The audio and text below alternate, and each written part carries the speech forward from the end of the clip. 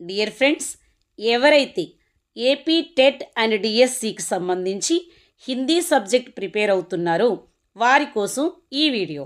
ఏపీలో 9th క్లాస్కి గాను సెకండ్ లాంగ్వేజ్ హిందీగా మనం స్పర్శ్ భాగ్ 1 అనే పాఠ్యపుస్తకాన్ని మరియు సంచయన్ భాగ్ 1 అనే పాఠ్యపుస్తకాన్ని చదువుచున్నాము. ఇందులో భాగంగా గద్యఖండ నుండి 5 పాఠ్యాంశాలు, కావ్యఖండ నుండి 5 పాఠ్యాంశాలు ఉన్నాయి. అదేవిధంగా సంచయన్ భాగ్ 1లో 4 పాఠ్యాంశాలు ఉన్నాయి.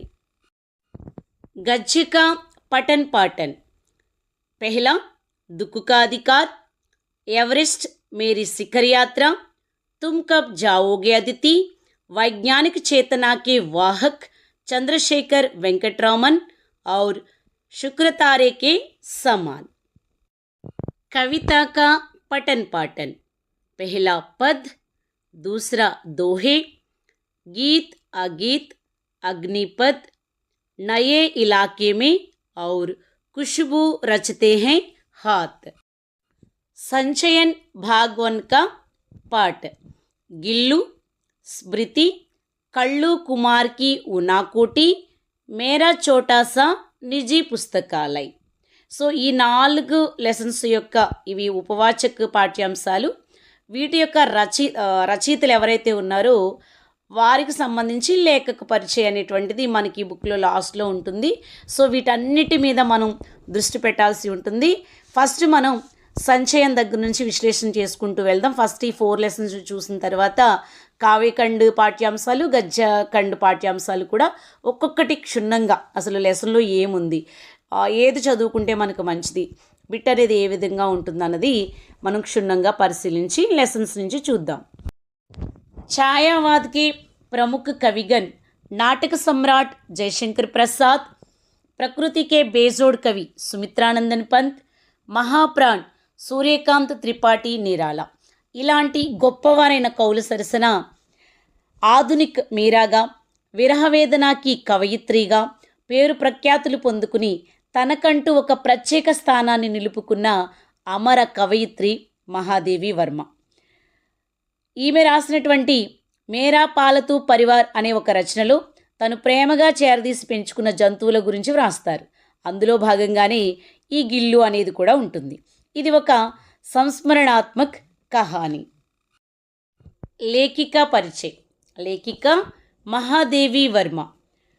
ఈమె 1907 సంవత్సరంలో గోవింద్ ప్రసాద్ వర్మ, హేమరాణి దేవి అనే దంపతులకు జన్మించటం, బాల్య వివాహం జరగటం, కొద్ది సంవత్సరాల్లోనే భర్త చనిపోవటం, తద్వారా ఆమె ఎడ్యుకేషన్ వైపు మరి పూర్తిగా మనసు పెట్టి రచనలు చేస్తారు.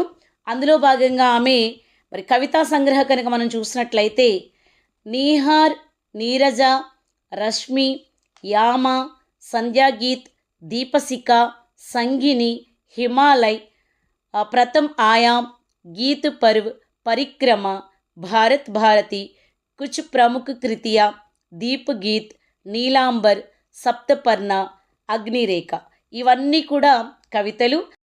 అదేవిధంగా రేఖాచిత్ర అర్ సంస్మరణ్, అతీత్ కే చలచిత్ర, స్మృతి కి రేఖాయం, పత్ కే సాతి, మేరా పాలతూ పరివార్, श्रृंखला की कड़िया, वह चीनी भाई, घर बाहर, సాహిత్యకార్ కి ఆత్మ. అలాగే ఆలోచనాత్మక గ్రంథం కూడా ఒకటి రాస్తారు, హిందీకా వివేచనాత్మక గజ్ అనేటువంటిది. అలాగే చాంద్ అనేటువంటి ఒక పత్రికను కూడా మరి నడపడం జరుగుతుంది. అలాగే నిబంధ్ అయితే జీనేకి కళ అనేటువంటి ఒక నిబంధ కూడా రాస్తారు. పురస్కారాలు కనుక మనం చూసినట్లయితే యామ అనేటువంటి గ్రంథానికి 1944లో మంగళాప్రసాద్ పారితోషిక్, 1982లో జ్ఞానపీఠ పురస్కారం కూడా వస్తుంది. అదేవిధంగా ఆమెకు 1988లో పద్మవిభూషణ్ అనేటువంటి మరణోపరాంత్ అండ్ చనిపోయిన తర్వాత వస్తుంది ఆమెకి పద్మవిభూషణ్ అనేటువంటిది 1988లో. ఈ విధంగా మహాదేవి వర్మ మరి తన రచనల ద్వారా సాహిత్యాన్ని ఎంతో గొప్ప స్థాయికి తీసుకువెళ్తారు. అందుకే సుమిత్రానందన్ పంత్ అంటారు ఆధునిక మీరా అని ఆమెను పిలుస్తారు. అదే నిరాలజీ అయితే హిందీకే విశాల్ మందిరికి సరస్వతి అని అంటారు. ఇక సాహిత్యకారులందరూ కలిసి విరహవేదనకి కవయిత్రి అని చెప్పడం జరుగుతుంది. సో ఈ విధంగా మహాదేవి వర్మ గురించి ఆమె యొక్క రచనలు కానివ్వండి అన్నీ కూడా మనం క్షుణ్ణంగా చదువుకుని వెళ్ళాల్సి ఉంటుంది. సో కొన్ని కవితల పేర్లు కూడా మనం చూసుకుంటే మంచిది. డియర్ ఫ్రెండ్స్, కహాని యొక్క సారాంశాన్ని చూద్దాము. గిల్లు, ఓ చిన్ని ఉడత పిల్లను ఆప్యాయంగా పిలుచుకునే పేరే గిల్లు. ఈ స్టోరీలో మనం మహాదేవి వర్మ గారి యొక్క ఒక మంచి సంస్మరణాత్మక కహానీని చూడబోతూ ఉన్నాము. ఏంటి అంటే ఒక చిన్ని ఉడత, దాని పేరు గిల్లు అని ఆమె నామకరణం చేస్తారు. సో దాన్ని ఒకరోజు ప్రొద్దున్నే ఆ పసుపు రంగు గల జూహీ పూల తీగ దగ్గరికి వెళ్ళినప్పుడు ఆ పసుపు మొగ్గ రావటం, దాన్ని చూడగానే గిల్లు గుర్తుకు రావటం అనేది జరుగుతుంది. స్టోరీలో ఆమె అంటారు, నా దగ్గర చాలా పెంపుడు జంతువులు పక్షులు ఉన్నాయి, కానీ వాటితో ఉన్న అనుబంధం ఏం తక్కువ కాదు. కానీ గిల్లు ఉందే ఎంత ధైర్యవంతురాలంటే నాతో పాటు డైనింగ్ టేబుల్ మీద కూర్చుని నా ప్లేట్లో భోజనమే తీసుకుని తినేది, అంత చనువు చూపించేది గిల్లు అని అంటారు. ఇంకా ఏమంటారంటే ఆమె అనారోగ్యంగా ఉన్నప్పుడు తలగడి మీద కూర్చుని తన చిన్ని చిన్ని పంజాలతో తలను వెంట్రుకలను చాలా సున్నితంగా నిమిరేది. ఒకవేళ అది పక్కకు వెళ్ళిపోతే ఎవరో సేవకురాలు బయటకు వెళ్ళిందా అనిపించేది నాకు. అంత ప్రేమగా ఆప్యాయతగా మరి గిల్లు నాకు సర్వీస్ చేసింది అంటూ గిల్లుని జ్ఞాపకం చేసుకుంటారు ఆవిడ. ఫ్రెండ్స్, మన ఈ స్టోరీని చదువుతున్నప్పుడు ఈచ్ అండ్ ఎవ్రీ వర్డ్ యొక్క మీనింగ్ని కూడా మనం చదువుకోవాల్సి ఉంటుంది. మనకు తెలుసు ఇవి సిబిఎస్ఈ సిలబస్, కొంచెం వర్డింగ్ తప్పుగా ఉంటుంది. అందున మహాదేవి వర్మ గారు అంటే మంచి పదజాలం ఉపయోగిస్తూ ఉంటారు. కొంచెం మనకి పదాలు ఈజీగా అర్థం కావు, మనం డిక్షనరీ యొక్క సహాయం కంపల్సరీ తీసుకోవాల్సి ఉంటుంది. ఇందులో ఆవిడ లఘు ప్రాణ్, లఘు గాత్, అట్లనే సమాధరిత్, అనాధరిత్, కాకద్వై, అట్లాగే ఆస్వస్త్, స్నిగ్ధ్, ఇట్లా కొన్ని పదాలని ఉపయోగిస్తూ ఉంటారు.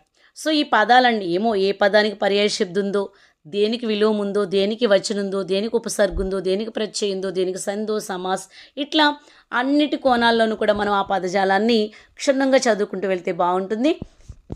అదేవిధంగా పాఠ్యాంశం చివరన ఇవ్వబడినటువంటి బోధు ప్రశ్న ఏవైతే ఉన్నాయో ఆ ప్రశ్నలు కూడా మనం చదువుకుంటే బాగుంటుంది. సో ఫ్రెండ్స్, ఈ విధంగా మనం ప్రతి లెసన్ యొక్క సారాంశాన్ని, అంటే ఇవి నేను ఉపవాచకు ముందుగా చెప్తున్నాను మీకు, తర్వాత నేను గద్యఖండలో పాఠ్యాంశాలు, కావ్యఖండలో పాఠ్యాంశాలు కూడా ఇదే విధంగా చెప్పాలని అనుకుంటున్నాను. ఫ్రెండ్స్, మీకు ఈ విధానం నచ్చినట్లయితే కనుక నాకు ఒక్క చిన్న లైక్ ఇచ్చి ఎంకరేజ్, అంటే మీ యొక్క మాటగా నాకు ఒక్క మాట చెప్పినట్లయితే నేను అవి కూడా చేస్తాను. Thank you so much friends.